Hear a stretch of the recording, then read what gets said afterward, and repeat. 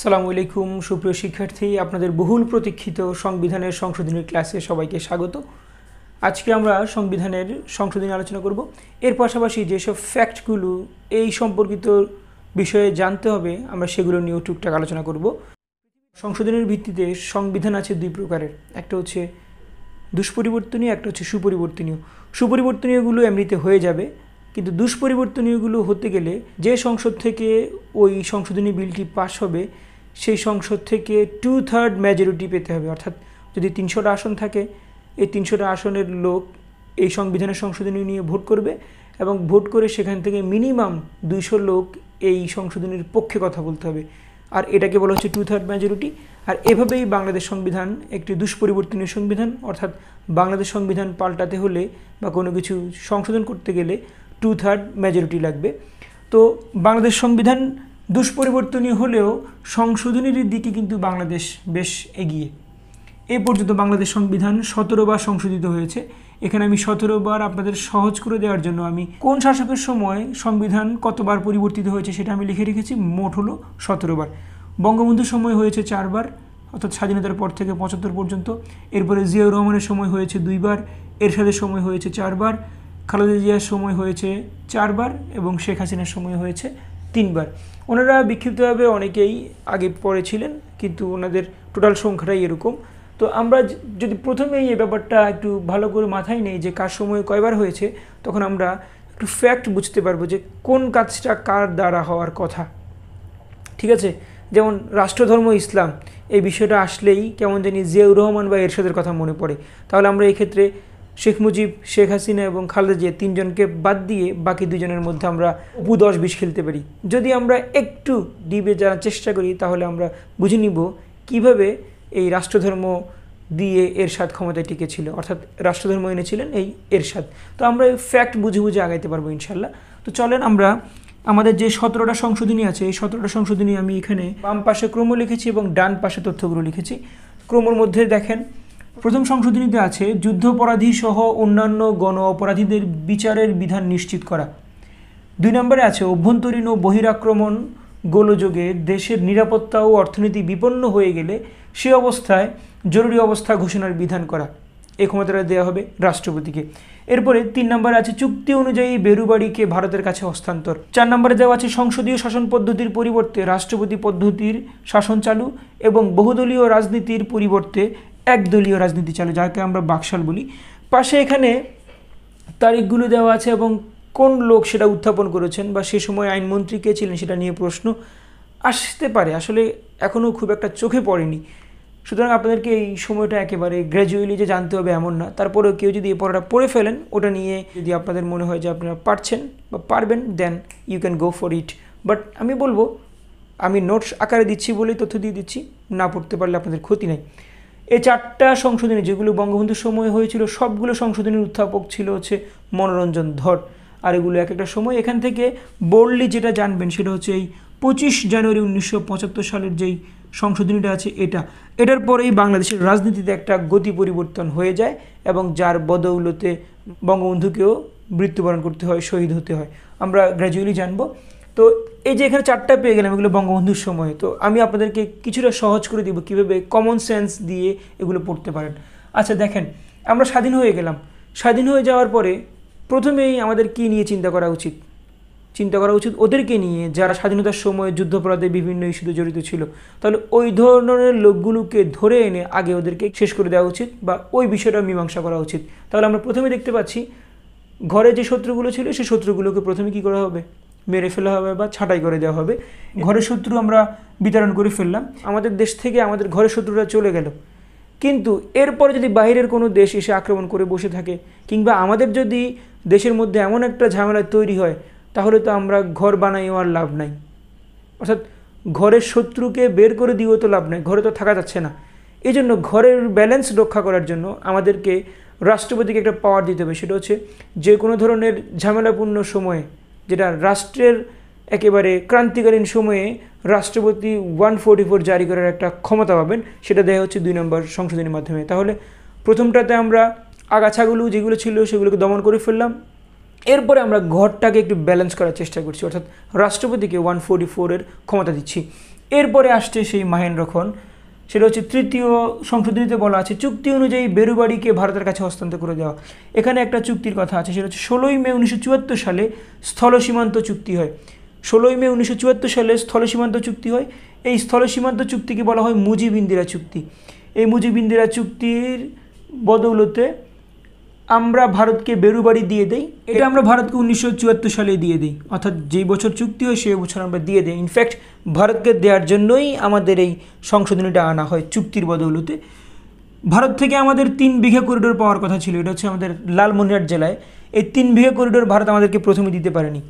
ওরা প্রথমে আমাদেরকে দিয়েছিল 90-এর দশকের প্রথম দিকে, তখন আমাদেরকে ওরা 12 ঘন্টার জন্য সীমান্তটা উন্মুক্ত রাখার একটা সময় দিয়েছিল। 12 ঘন্টা 3 বিঘা করিডোরের সীমানা উন্মুক্ত থাকবে, কিন্তু এই 12 ঘন্টা থেকে বাঙালিদের লাভ হচ্ছে না।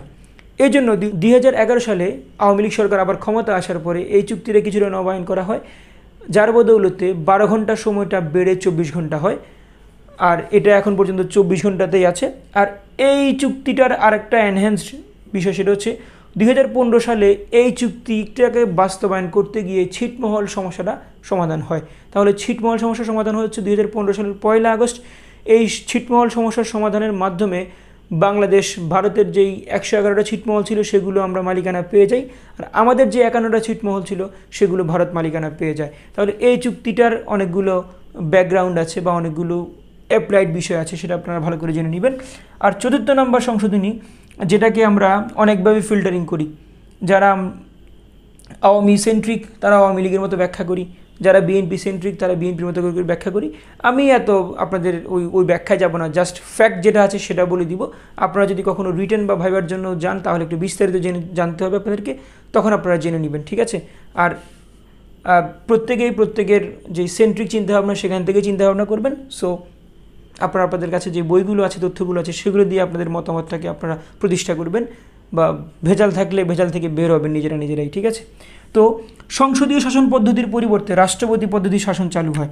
তাহলে বঙ্গবন্ধু বাংলাদেশের প্রধানমন্ত্রী ছিলেন, সেখান থেকে তিনি টার্ন করলেন রাষ্ট্রপতিতে, অর্থাৎ বাংলাদেশের প্রধানমন্ত্রী শাসন পদ্ধতিটাকে বাদ দিয়ে কী করা হলো, রাষ্ট্রপতি পদ্ধতি করা হলো। আর বহুদলীয় রাজনীতির পরিবর্তে একদলীয় রাজনীতি চালু হলো, সেটাকে বলা হচ্ছে বাকশাল। বঙ্গবন্ধু তার শাসন প্রক্রিয়ায় নানা ধরনের দুর্নীতি বা ঝামেলাগুলো ছিল সেগুলোকে সলভ করার জন্য বা সেগুলোকে কন্ট্রোল করার জন্য তিনি এই বাকশাল সিস্টেমটাকে চালু করেছিলেন। এই ধরনের বিষয়গুলো আলোচনায় উঠে এসেছে। তো আপনারা যারা নেক্সট কোনো ভাইবা দিচ্ছেন কিংবা পরীক্ষাগুলো দিবেন, তখন এই বাকশাল গঠনের যৌক্তিকতার বিষয়গুলো একটু ভালো করে জেনে যাবেন। আমি অতটা বোর্ডলি আলোচনা করছি না, আপনারা জেনে যাবেন, যেহেতু আপনাদের এটা জেনে যাওয়ার লাগবেই। এরপরে আমরা 5ম থেকে 8ম নিয়ে কথা বলবো। 5ম সংশোধনীর মূল কথাটা হচ্ছে 15ই আগস্ট 1975 থেকে 9 এপ্রিল 1979 পর্যন্ত যে সামরিক সরকার ছিল, এই সামরিক সরকারের যাবতীয় কাজের বৈধতা প্রদান করার জন্য একটা বিল পাস করা হয়। এটাকে বলা হচ্ছে ইনডেমনিটি বিল। ইনডেমনিটি মানে হলো সাপমোচন, অর্থাৎ সামরিক সরকার বাংলাদেশ সংবিধানের এগেনস্টে গিয়ে ওরা ক্ষমতা গ্রহণ করেছিল বা ক্ষমতা কুক্ষিগত করে রেখেছিল। সেজন্য ওরা ক্ষমতা থেকে চলে যাওয়ার পরে ওদের বিরুদ্ধে রাষ্ট্রদ্রোহ মামলা হতো। সেজন্য তারা রাষ্ট্রদ্রোহ মামলার ভয়ে আগে থেকেই এই ইনডেমনিটি বিলটা পাশ করিয়ে নেয়। অর্থাৎ তাদের যে যাবতীয় সামরিক কর্মকাণ্ড ছিল, এই সামরিক কর্মকাণ্ড বা শাসন, এটা যেন রাষ্ট্রের এগেনস্টে না যায় বা সংবিধানের এগেনস্টে না যায়, সেজন্য তারা আগে থেকে একটা বিল পাশ করে রেখেছিল। এটাকে বলা হচ্ছে প্রথম ইনডেমনিটি বা প্রথম সাপমোচনকারী বিল। আচ্ছা, এটা উত্থাপিত হয়েছিল 4 এপ্রিল 1979। এটা উত্থাপন করেছিলেন শাহ আজিজুর রহমান। তিনি ছিলেন তৎকালীন সংসদ উপনেতা, তিনি ছিলেন একজন সংসদীয় নেতা। এরপরে 6ষ্ঠ যেই সংশোধনী পাচ্ছি আমরা, 6ষ্ঠ সংশোধনীতে মূল কথা হচ্ছে উপরাষ্ট্রপতি পদ হতে রাষ্ট্রপতি পদে নির্বাচনের বিধান নিশ্চিতকরণ। খেয়াল করে দেখেন, এখানে একটা মজার বিষয় আছে, সেটা হলো উপরাষ্ট্রপতি পদে থেকেও আবার রাষ্ট্রপতি পদে নির্বাচন যাওয়া।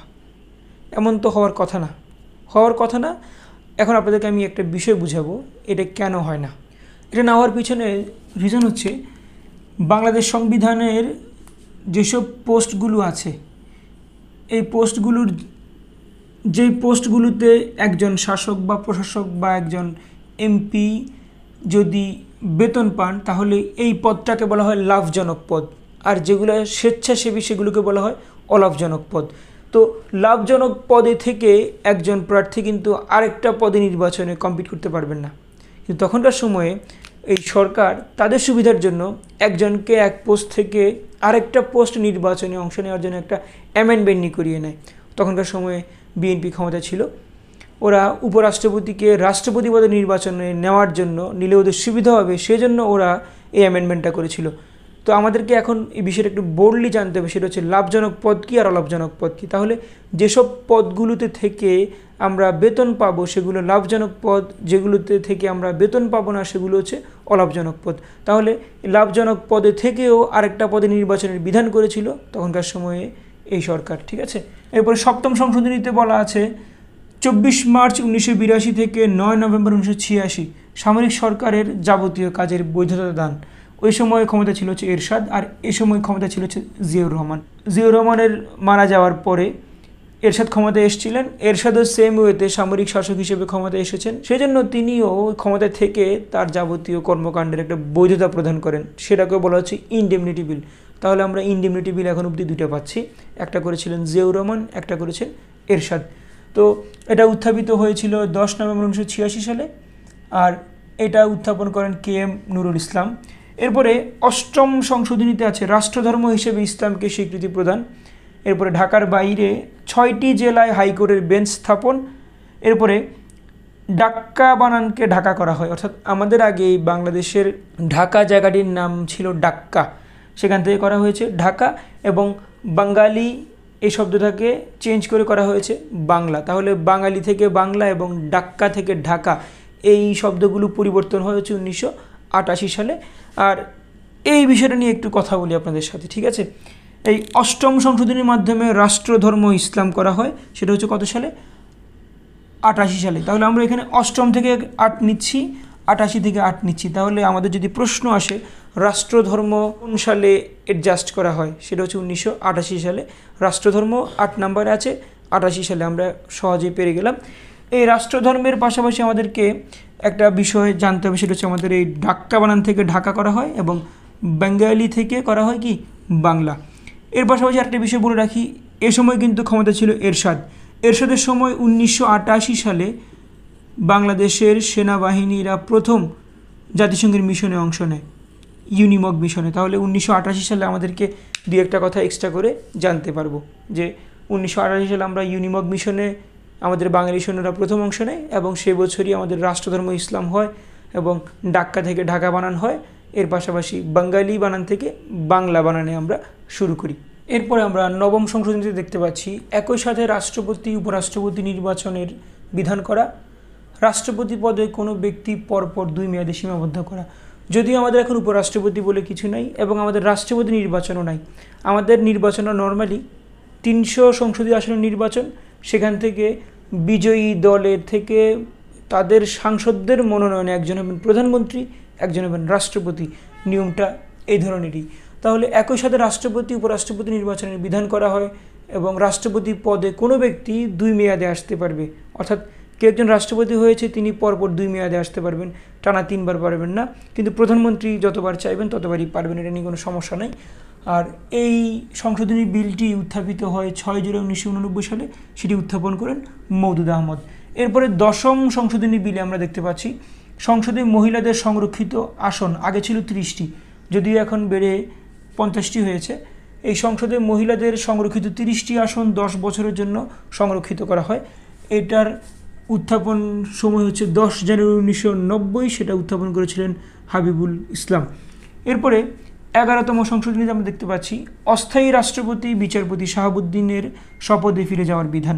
এখানে একটু গল্প বলতে হয়, সেটা হচ্ছে এরশাদ বিরোধী বা এরশাদের স্বৈরশাসন বিরোধী আন্দোলনে আমাদের দলগুলো একাত্ম হয়ে তখনকার সময়ে কেয়ারটেকার গভর্নমেন্টের প্রচলন শুরু করেছিল। ওই কেয়ারটেকার গভর্নমেন্টের প্রাথমিক অবস্থা ছিল হচ্ছে অস্থায়ী সরকার। ওই অস্থায়ী সরকারের প্রধান হিসেবে দায়িত্ব নিয়েছিলেন তৎকালীন বিচারপতি শাহাবুদ্দিন আহমেদ।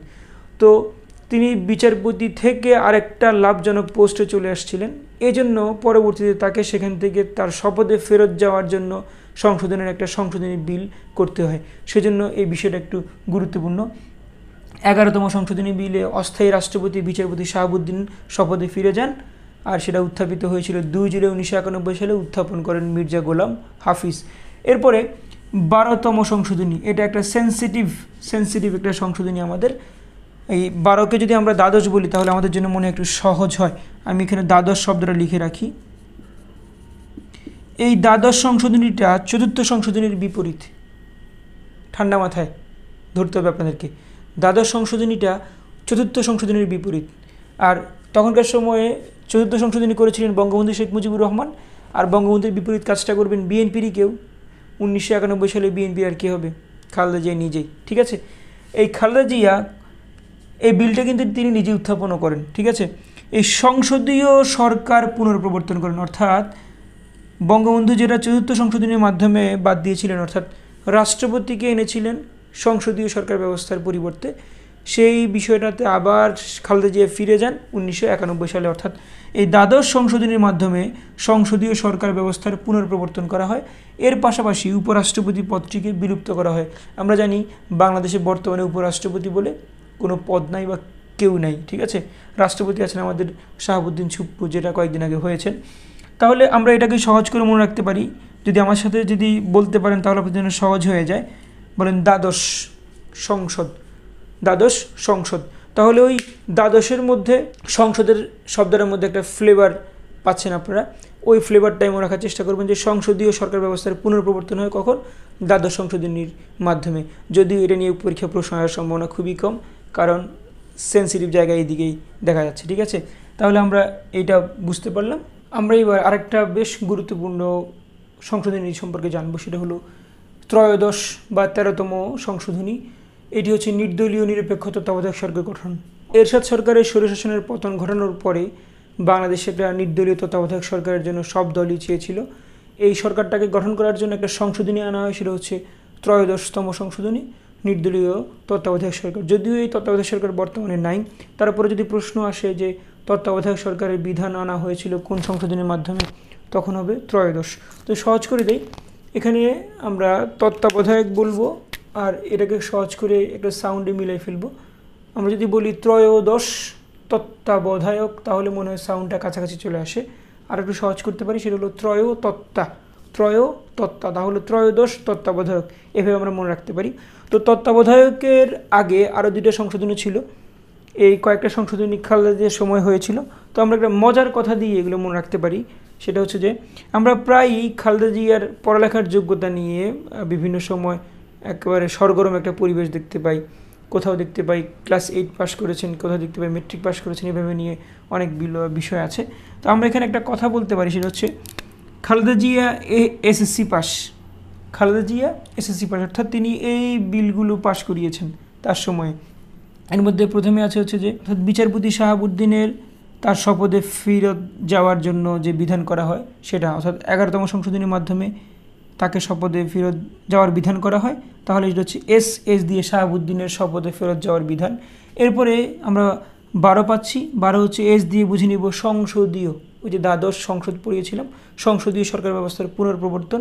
আর এই 13তে আমরা যে ত্রয়োদশ পাচ্ছি, ত্রয়োদশের ইংরেজি কিন্তু কেয়ারটেকার গভর্নমেন্ট।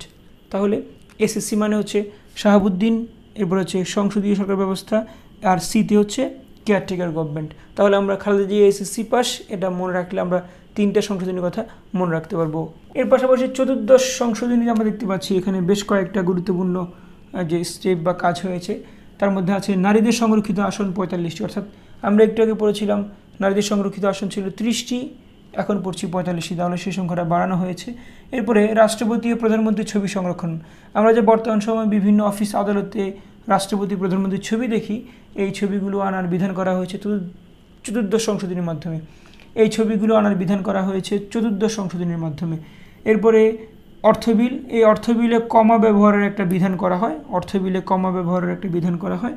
এরপরে সংসদ সদস্যদের শপথের ব্যাপারে একটা নতুন নীতিমালা নেওয়া হয়েছিল, হচ্ছে স্পিকার যদি কোনো কারণে শপথ বাক্য পড়াতে অসম্মত হন, তাহলে সেক্ষেত্রে নির্বাচন কমিশনার সে দায়িত্ব পালন করবেন। তাহলে স্পিকার যদি সংসদ সদস্যদের শপথ বাক্য পড়াতে না পারেন, তাহলে কে পড়াবেন?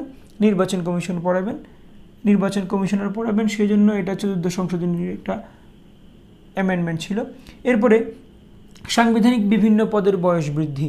এই সাংবিধানিক বিভিন্ন পদের মধ্যে আছে প্রধান বিচারপতি, তার পদের মেয়াদ 65 থেকে 67 করা হয়েছে। এরপরে পিএসসি চেয়ারম্যান এবং মহাহিসাব নিরীক্ষক ও নিয়ন্ত্রক, তাদের পদের মেয়াদ 65 বছর অবধি বাড়ানো হয়েছে। এবার আমরা পঞ্চদশ সংশোধনী নিয়ে কথা বলবো। এই পঞ্চদশ সংশোধনীতে আমরা অনেকগুলো ফ্যাক্ট দেখতে পাচ্ছি, এখানটা বেশ গুরুত্বপূর্ণ। আমি ধাপে ধাপে আলোচনা করব, এই জন্য একটাই নিলাম এখন আলোচনার জন্য। আমাদের বর্তমান সংবিধানের মূলনীতি 4টা। এই মূলনীতি 4টা মাঝখানে এমন ছিল না, এগুলোকে আবার পুনর্বহাল করা হয়েছে। অর্থাৎ 72-এর সংবিধানে যে মূলনীতিগুলো ছিল সেগুলোকে আবার পুনর্বহাল করা হয়েছে। এই মূলনীতিগুলো যদি ভালো করে জানতে চান তাহলে আমার যে সংবিধানের অনুচ্ছেদের ক্লাস আছে সেই ক্লাসটা দেখে নিতে পারেন, ডিসক্রিপশন বক্সে দেওয়া আছে। 72-এর 4টা মূলনীতি পুনর্বহাল। এরপরে তত্ত্বাবধায়ক সরকার ব্যবস্থা বাতিল করা হয়, যেটা আমরা একটু আগে পড়েছিলাম, 13তম সংশোধনীর মাধ্যমে আনা হয়েছিল। এরপরে রাজনৈতিক সরকারের অধীনে নির্বাচন, অর্থাৎ যিনি সরকার প্রধান হিসেবে ক্ষমতা ছিলেন তিনি সরকার প্রধান হিসেবে ক্ষমতায় থাকা অবস্থায় আরেকবার জাতীয় নির্বাচন হয়ে যাবে, এই ধরনের একটা বিধান করা হয়েছে। আমরা যেটা গত নির্বাচনে দেখেছি, আমাদের প্রধানমন্ত্রী শেখ হাসিনা ক্ষমতায় থাকা অবস্থায় নির্বাচনটা হয়েছিল এবং বর্তমান সময়ে সেই ধারাটা বহাল আছে। আর এটার বিরুদ্ধে অন্যান্য দলগুলো আন্দোলন করছে, বিরোধী দলগুলো। ওরা চাচ্ছে আবার তত্ত্বাবধায়ক সরকার ব্যবস্থায় ফিরে যেতে। ওদের সন্দেহ হচ্ছে দলীয় সরকারের অধীনে নির্বাচন হওয়া মানেই হলো সরকার যেভাবে হোক ক্ষমতায় টিকে থাকার পায়তারা করবে। এরপরে সর্বশক্তিমান আল্লাহর উপর আস্থা ও বিশ্বাস, এই কথাটাকে বহাল রাখা হয়েছে। এরপরে জাতির পিতার স্বীকৃতি ও জাতির পিতার প্রতিকৃতি সংরক্ষণের বিধান করা হয়েছে। বিভিন্ন গুরুত্বপূর্ণ অফিসগুলোতে, সরকারি, বেসরকারি, আধা সরকারি, স্বায়ত্তশাসিত সব ধরনের প্রতিষ্ঠানগুলোতে এটা সংরক্ষণ করার বিধান করা হয়েছে। এরপরে 7 মার্চের ভাষণ সংযোজন, 26শে মার্চের স্বাধীনতার ঘোষণা সংযোজন এবং 26শে মার্চের ঘোষণা যে 10 এপ্রিল জারি করেছিল আমাদের অস্থায়ী সরকার, সেই ঘোষণাপত্র জারিটাকেও সংযোজন করা হয়েছে। এই 3টাকে অ্যাড করা হয়েছে আমাদের তফসিলে। আগে ছিল তফসিল 4টা, পরবর্তীতে আরও 3টা বাড়িয়ে করা হয়েছে 7টা। তফসিল নিয়ে একটা ক্লাস ডিসক্রিপশন বক্সে দেওয়া আছে, খুব সহজে আপনারা বুঝে নিতে পারবেন, দেখে নিতে পারেন। এরপরে ক্ষুদ্র নৃগোষ্ঠীর স্বীকৃতি, পরিবেশ সংরক্ষণ ও সুযোগের সমতা, এই বিষয়গুলোকে অ্যাটাচ করা হয়। এরপরে নারী আসন 50টিতে উন্নীত করা হয়, নারী আসন 50টিতে উন্নীত করা হয়। আবার দণ্ডিত যুদ্ধাপরাধী যারা ছিল এদেরকে নির্বাচনে অযোগ্য হিসেবে বিধান করা হয়। তাহলে দণ্ডিত যুদ্ধাপরাধীদেরকে অযোগ্য বিধান করা হয়। এরপরে নারী আসন 50টিতে উন্নীত করা হয়। বর্তমান সময়ে নারীদের আসনের মেয়াদ আরও অনেক বৃদ্ধি পেয়েছে, যেটা আমরা একটু পরেই জানতে পারবো। এবার আমরা জেনে নিব 16তম এবং 17তম সংশোধনী সম্পর্কে। 16তম সংশোধনীতেও অনেকগুলো ফ্যাক্ট আমরা দেখতে পাচ্ছি। প্রথম ফ্যাক্ট হলো বিচারপতিদের অপসারণ ক্ষমতা সংসদের হাতে অর্পণ করা। বিচারপতিদের অপসারণ ক্ষমতা সংসদের হাতে অর্পণ করা, এটা আনা হয়েছিল 16তম সংশোধনীতে। এটা যথেষ্ট বিতর্কিত হওয়ার পর এটাকে অবৈধ ঘোষণা করা হয়েছে। এর পাশাপাশি আরেকটা বিধান রাখা হয়েছিল, কোনো বিচারপতি যদি চান তাহলে নিজে থেকেই নিজের স্বাক্ষরযুক্ত একটা দরখাস্ত বা চিঠি লিখে রাষ্ট্রপতিকে অবহিত করবেন এবং সেটার বদলে তিনি ক্ষমতা থেকে সরে যেতে পারবেন বা দায়িত্ব থেকে সরে যেতে পারবেন। এর পাশাপাশি 96 নম্বর অনুচ্ছেদে পরিবর্তন আনা হয়। এর পাশাপাশি আমরা দেখতে পাচ্ছি 17তম সংশোধনী বা সপ্তদশ সংশোধনী। এই সপ্তদশ সংশোধনীতে একটা কাজ বোর্ডলি জানতে হবে, সেটা হচ্ছে আমাদের যে সংরক্ষিত যে মহিলা আসন আছে, এই সংরক্ষিত মহিলা আসনের মেয়াদ 25 বছর করা হয়েছে। এই 25 বছরের জন্য সংরক্ষিত 50টি নারী আসনের মেয়াদ বাড়ানো হয়। আর এই বিষয়টা হচ্ছে আমাদের এই লেটেস্ট সংশোধনীর একমাত্র কাজ। এর পাশাপাশি 5ম, 7ম, 13 এবং 16 এই কয়েকটা সংশোধনীকে অবৈধ ঘোষণা করা হয়েছে। আর বর্তমান সময়ে আমরা সংবিধানের যেই হাল হাকিকত সেগুলোর জানার পাশাপাশি কিছুটা যে ডিপ্লোম্যাটিক কোয়েশ্চেন আমরা পরীক্ষায় ফেস করি, সেটা হচ্ছে আমরা 41তম বিসিএস এই কোয়েশ্চেনটা দেখতে পেয়েছিলাম যে ফার্স্ট ডিস্টোরশন অফ কনস্টিটিউশন বলতে কোন সংশোধনীকে বোঝানো হয়। ফার্স্ট ডিস্টোরশন অফ কনস্টিটিউশন বলতে কোন সংশোধনীকে বোঝানো হয়, সেটা হচ্ছে 5ম সংশোধনী। তো আপনাদের বহুল প্রতীক্ষার সংশোধনীর ক্লাস আলোচনা করলাম। নেক্সট কোনো ক্লাস পাওয়া পর্যন্ত প্রত্যেকে ভালো থাকেন আর ক্লাসগুলো দেখতে থাকেন। আবার কথা হবে। আসসালামু আলাইকুম।